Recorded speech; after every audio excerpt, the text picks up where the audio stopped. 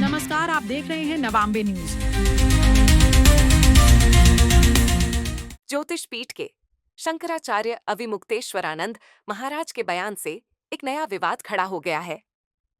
प्रधानमंत्री नरेंद्र मोदी और राष्ट्रपति पर सवाल उठाने के साथ साथ तुलसी पीठाधीश्वर जगतगुरु रामभद्राचार्य पर की गई अभद्र टिप्पणी अब कानूनी घेरे में पहुंच गई है। जबलपुर निवासी और रामभद्राचार्य के शिष्य राम प्रकाश अवस्थी, जो बीएसएनएल से सेवानिवृत्त कर्मचारी हैं, ने इस पूरे मामले में जिला न्यायालय में परिवाद दायर किया, जिस पर सुनवाई करते हुए अदालत ने शंकराचार्य अविमुक्तेश्वरानंद को 12 नवंबर को कोर्ट में पेश होने का आदेश दिया है। फरियादी रामप्रकाश अवस्थी का कहना है कि शंकराचार्य ने न केवल प्रधानमंत्री नरेंद्र मोदी को गो हत्यारा कहा, बल्कि राष्ट्रपति के आदेशों पर भी सवाल खड़े किए। इतना ही नहीं, उनके गुरु रामभद्राचार्य को लेकर भी अपमानजनक टिप्पणी की गई। इससे आहत होकर उन्होंने न्यायालय की शरण ली। अदालत ने मामले की गंभीरता को देखते हुए शंकराचार्य को तलब किया है और अब 12 नवंबर को इस पर अगली सुनवाई होगी। मानहानि का दावा नहीं है। मानहानि के साथ भारत न्याय संहिता की अन्य धाराओं का भी मामला बनता है। आईटी एक्ट के तहत ही परिवाद दायर किया गया है।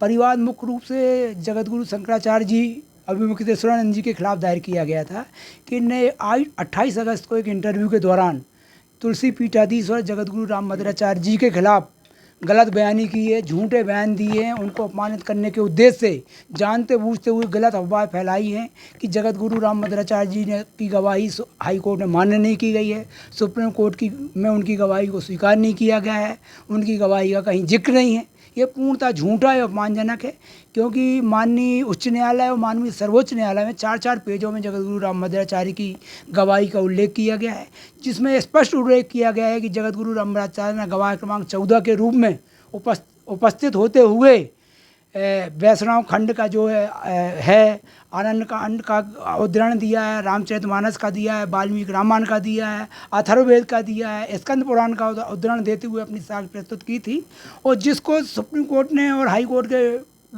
फैसले में उल्लेखित किया गया है। तो इस प्रकार से अफवाह फैला के जगतगुरु का अपमान किया है। दूसरा, इन्हें ये अफवाह फैलाई है कि शास्त्रों के अनुसार अपंग अंधा व्यक्ति जगतगुरु आचार्य नहीं हो सकता। ये भी शास्त्रों का अपमान है, और शास्त्रों का नहीं, पूरे सनातन का अपमान है।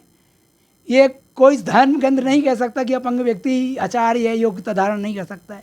तो अगर शंकराचार्य जैसा व्यक्ति, जो कि खुद शंकराचार्य है, ये अभी सुप्रीम कोर्ट तय करेगा है कि नहीं है। खासकर हमारे गुरुदेव, हालांकि गुरुदेव जी का नाम तो नहीं लिया जाता, फिर भी अब ऐसी स्थितियां निर्मित हो गई हैं कि हमें अपने गुरुदेव जी का नाम लेना पड़ रहा है। रामभद्राचार्य जी महाराज के ऊपर जो मुक्तेश्वरानंद जी महाराज एवं राघवाचार्य जी महाराज ने ऐसे निम्न स्तरीय शब्दों का उपयोग किया है जो कोई एक साधारण व्यक्ति भी नहीं कर सकता। और गुरु को अपमान सुनना, उस स्थान को छोड़ देना चाहिए, उस स्थान से दूर हो जाना चाहिए, अपने कान को फोड़ लेना चाहिए। हमारे गुरुदेव का अपमान इस निम्न स्तर से किया गया है इन दो संतों के द्वारा, राघवाचार्य जी महाराज एवं मुक्तेश्वरानंद जी महाराज के द्वारा, जो हमसे सहन नहीं हुआ।